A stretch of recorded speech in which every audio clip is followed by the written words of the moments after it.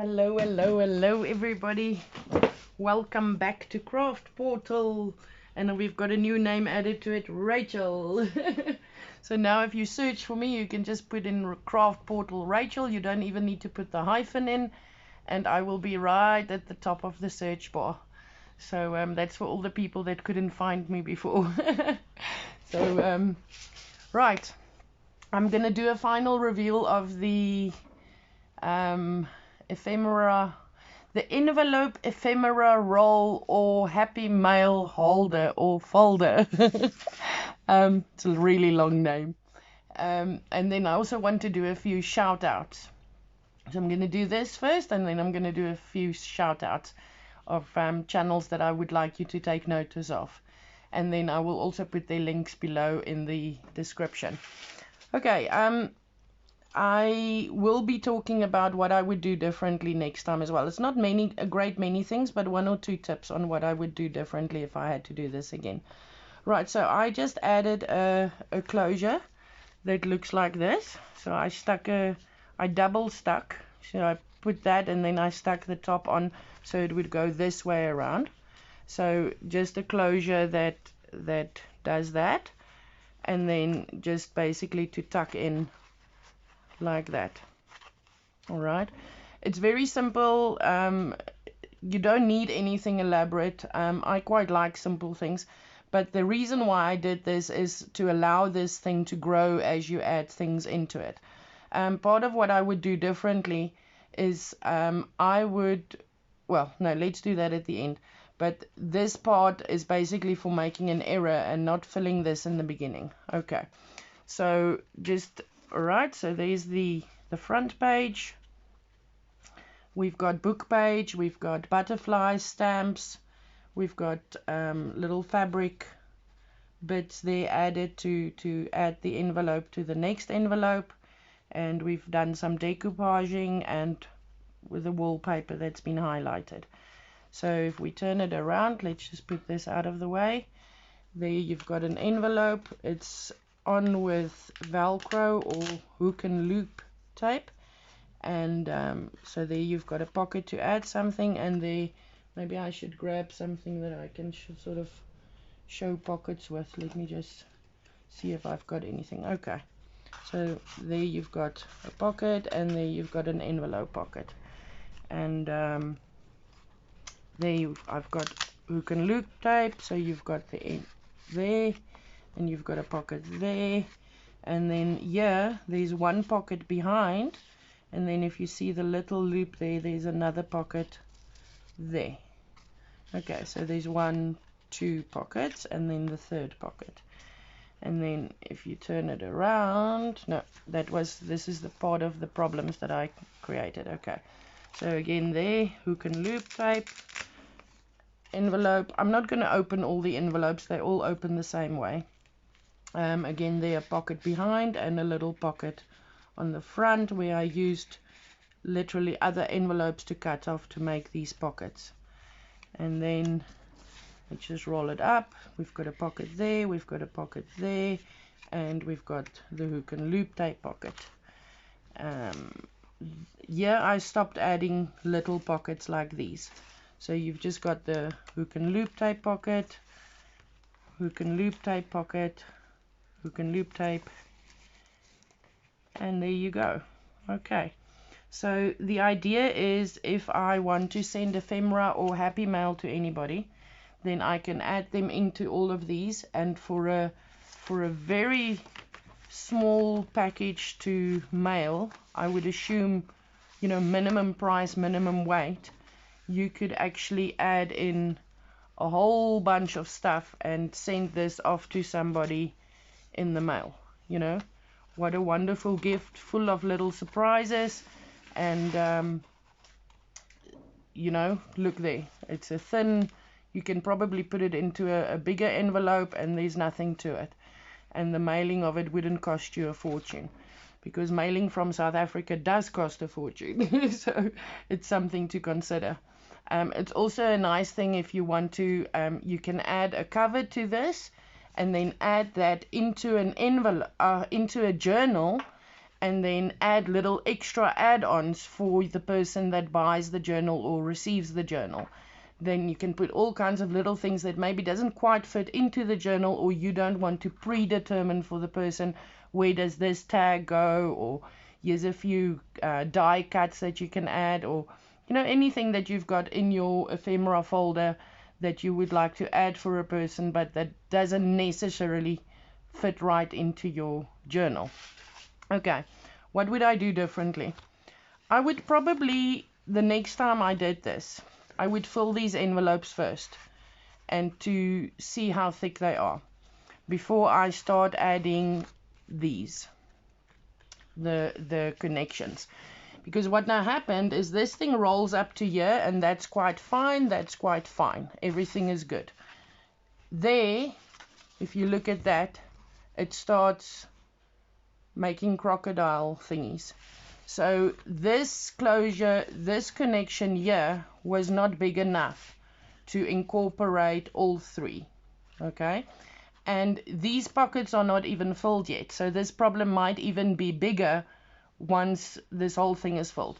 The advantage to solve it though is you can do this and bring it back this way, that way, this way, that way, this way, and that way. So you can continue adding, and then it would just look this way, and then the closure would just go around it either way. However, I would next time do the proper planning on where I want to send it and to whom I want to send it, obviously considering the decoration of what you would do then, depending on the recipient of this. And I would probably fill the envelopes first before I started deciding how big these connections has to be.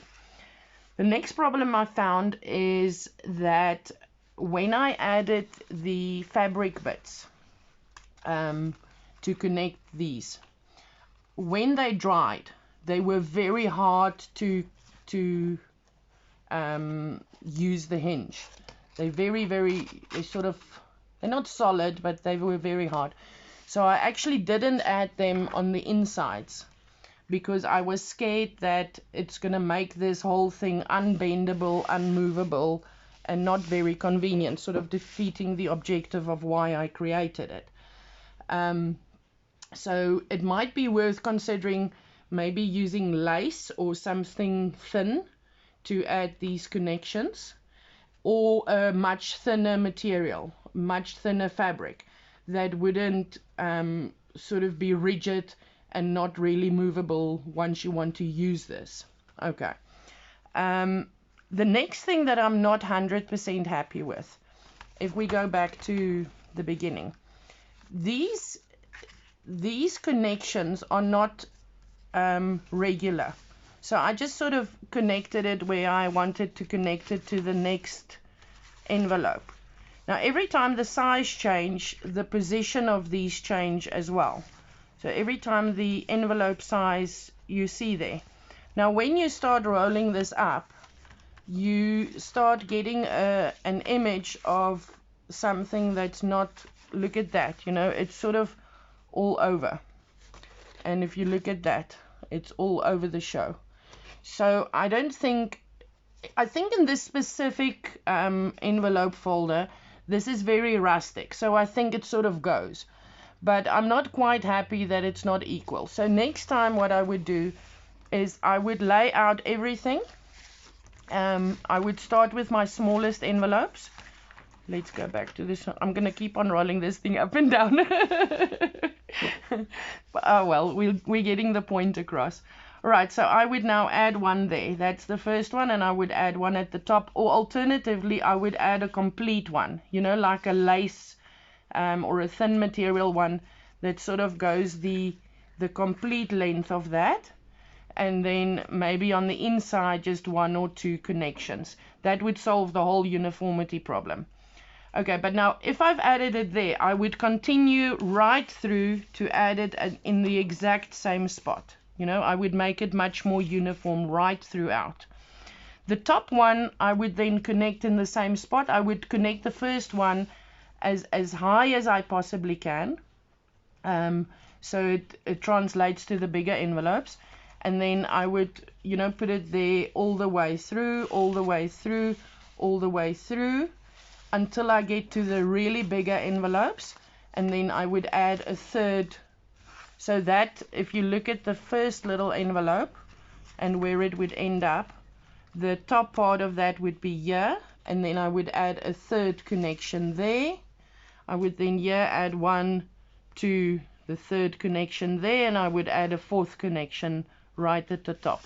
So I would increase the connections as the envelopes gets bigger. Yeah, I think that's pretty much it that I wanted to tell you. I'm quite happy with this. I'm really happy with what I did here. I think it's rustic. I think it might not be everybody's cup of tea, but I haven't seen anything like this. I haven't seen this sort of decoration, etc. I love these napkins that I've used on here. I've not seen anybody else use anything like that either, and I really like the effect that they have on here. And overall, I think I'm very happy with the end result. I think if I add things into, you know, if I start adding things into the little folders, I'm trying to find more tags here. You know, like when you record, then suddenly you can't find everything. Okay, I've got these paint. No, but I don't know if they're loose or not. Let's see if some of them, yeah, yes, some that's loose. Okay, so if you start adding things into pockets, it's gonna get very, very busy. You know, it's gonna get very sort of thick. You know, and I mean, you're probably not even going to add one thing in a pocket. You're probably going to add a lot more into every pocket. You know, so let's move that. So you're going to end up with a much thicker ephemera roll than what you originally anticipated. And for that reason, I would add these connections at the end. And also you sort of can predetermine how many of them to add together for whatever you want to send to the person that you want to send it to. And that's it. That's the end result. Okay. Before I go on to the shout-outs, I'm going to make a recording directly after this that is also going to be a crafting video. So for those who are interested, I want to just sort of make a mini booklet, but sort of on the idea of junk journaling 101, and explaining to people, maybe starting off with what to buy and then how to put the book together, depending on how quick I can record that. All right. And right, with regards to the shout outs, I'm just going to leave this on the table for viewing. I'm going to show you the outside rather, because you've seen most of the inside now. So I'm just going to keep that on as a view. And YouTube does a screenshot somewhere in this thing, and I don't always have a choice of what the screenshot is going to look like. So hopefully they take it of something beautiful. Right, I want to give a shout out to Free Spirit Art, 3 words. She's a child of the 70s, and she really loves connecting with others. And if you listen to her, she likes using her channel to connect with or meet with what she calls fiber artists. She says she's a rule breaker, and she's really a free spirit. At the moment they are living in a RV, like a big caravan with a motor home on the front, because they had to move out of their own house, and they are waiting to go into their new house. And that packing up of that craft room was I'm so glad it wasn't me that was involved there. But in any case, so in about 9 days they'll be moving into their correct home, their new home. So I'm quite sure she's very much looking forward to. She's very, very, very resourceful. Like one of the videos that I really loved about her, she used toilet paper rolls, and she made like a mini booklet of it. And it was gorgeous in the end. You wouldn't think when you looked at it that these were actually toilet paper rolls.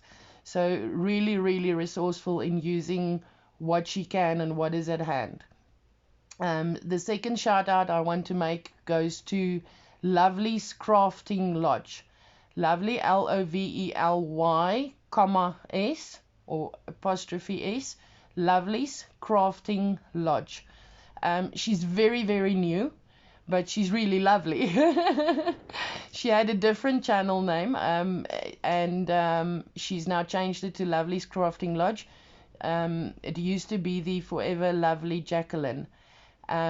She's shown there like a Patriot book that she, a junk journal that she made as a gift. And I love the muted colors. And you cannot believe, if you look at her, she's been doing junk journaling since July. And you really can't believe that the quality of the work that she puts out is only since July. It's incredible. Okay. She's truly remarkable. She's a natural in front of the camera, and she's a natural in doing junk journaling stuff. The next shout out I want to give to Tundra Maybell. I might be pronouncing that incorrectly. It's Tundra, and then her surname is Maybell, exactly how you say it. Also, she's either in Australia or New Zealand. I get confused with the two, but she's down there. She's not Australian or from New Zealand. There's an accent, so I'm not quite sure exactly where she's from. But she does these amazing, like making flowers from scratch, and in more than one way, not only one. She's got more than one video on that, and it's really stuff that you have in the house that you can use to make the most beautiful flowers. And sort of using your watercolors to make flowers, and then using your punches to cut them out, etc. And she's just released a Spanish digital kit, which is beautiful, beautiful. It's got this beautiful tapestry on front of she's making a journal from it. And she's got this cover of a beautiful Spanish lady on the front that was a tapestry. And then she found out a story about the tapestry. I want to tell you the story, but it's not mine to tell. So go and watch her latest video, and you'll hear the Spanish lady's story. And it's quite incredible, the coincidence of what happened there. And then I want to give a shout out to our Artrinsic values of Liz Huey. I will put the link down below. She has a really cool channel. She does a lot of things with paper scraps, like using up your scraps. Like she, if I remember now, she made a really easy paper clip video about your paper scraps and embellishments. I had another video, and there's quite a bunch of things that she does with paper scraps. More than what you usually see on the other videos. And then one of the things about her that I really like is she has a doodle book. So it's sort of a mini junk journal, or a mini art book, or a mini sketchbook or something. And she does all these little try out things. And she's not happy with everything that's in there, but there's some really extraordinary beautiful things in there. And I like what she shows in the sense of you can just do the simplest thing and make something beautiful of it. So it's really worth checking out her channel. So go and have a look. I have a few more shout outs to do, but I don't want to do all of them sort of at once, and then you sort of get lost between all the shout outs and don't know who to go follow and who to think of. So I'm going to try to sort of just limit myself a little bit. So when you've watched this video, have a look out if my next video has uploaded. If not, it will be up shortly. And I'm going to be discussing what to buy for junk journaling and what is not necessary to buy, and then sort of just making a very, very basic junk journal, very small basic junk journal, just to show people the very basics thereof. And have a wonderful day. Bye-bye.